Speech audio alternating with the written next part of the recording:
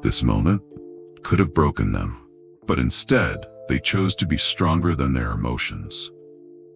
Have you ever felt like your emotions control you instead of the other way around?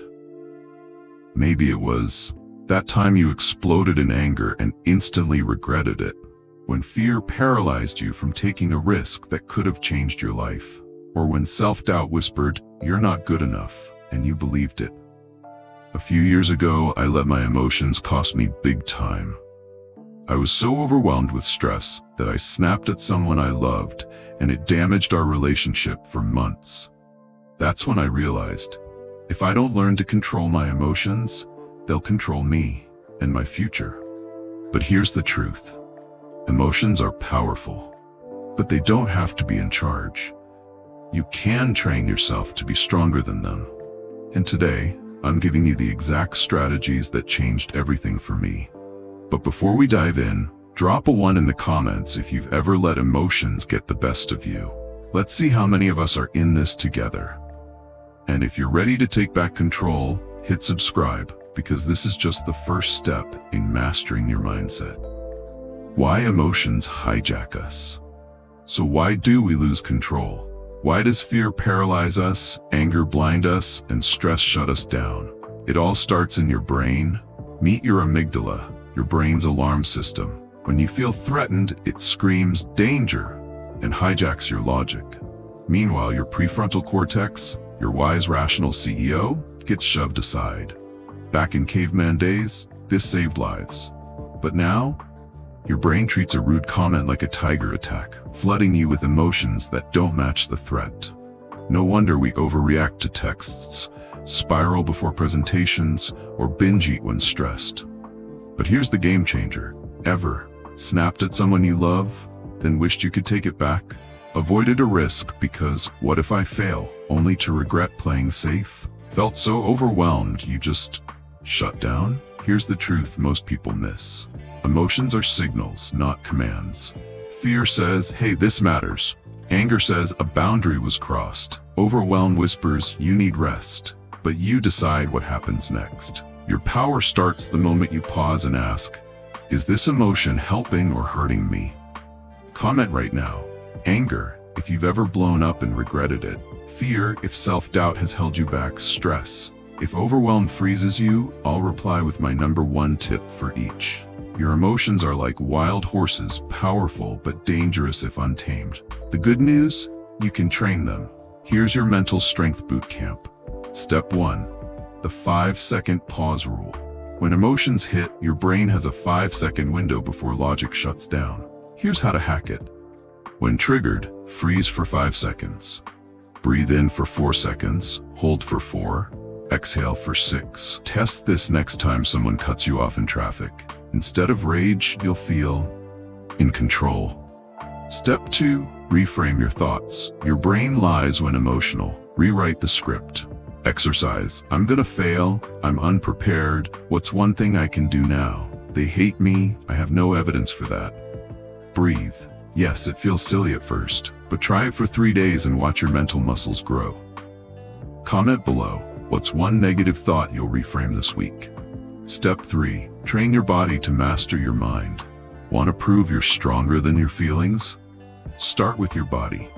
Cold exposure. 30 seconds of cold water teaches discomfort won't kill you. Exercise. Push to your limit, then push 10% further. That's emotional resilience. Every time you choose discipline over comfort, you wire your brain for emotional control. Step 4. Journaling for clarity. Emotions make everything feel urgent. Journaling forces clarity. What am I really feeling? What's the wisest next move? Before, my boss hates me, I'm doomed. After, I feel insecure about the feedback. I'll ask for specifics to improve. This is how you turn emotional chaos into strategic action.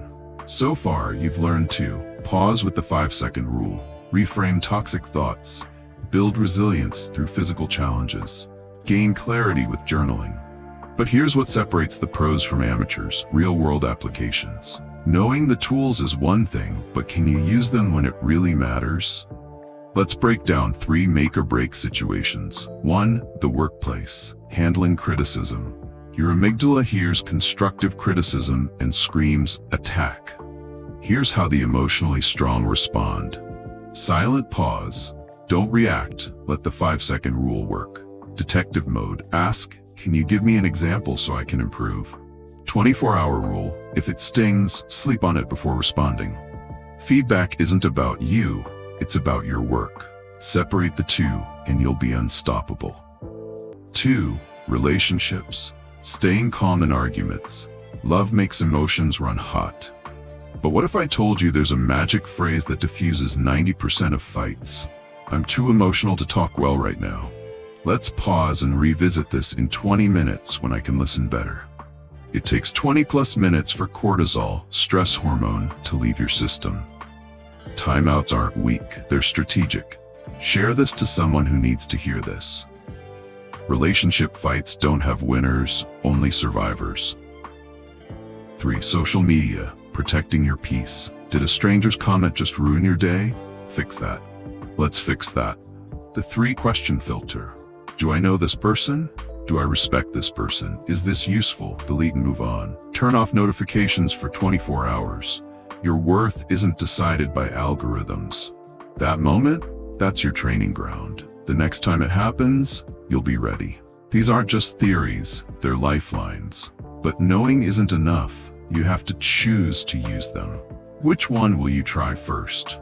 Comment now to lock it in. Here's your mission. For the next 7 days, practice one technique from this video. Pause before reacting. Reframe one negative thought. Take a cold shower. Whatever scares you most, do that. This isn't a solo journey. Share this to someone who needs these tools. A friend, family member, or even that coworker who loses their cool. Let's build a community where we grow stronger together. Remember, emotions are data, not dictators. You're not here to control feelings, you're here to control how you respond. Now I want to hear from you. What's the hardest emotion for you to master? Anger? Fear? Overwhelm? Let's discuss in the comments. I read everyone. If this video helped you, smash the like button, subscribe, and hit the bell. Every week, we break down how to conquer your mind. See you in the next one. Until then, stay stronger than your feelings.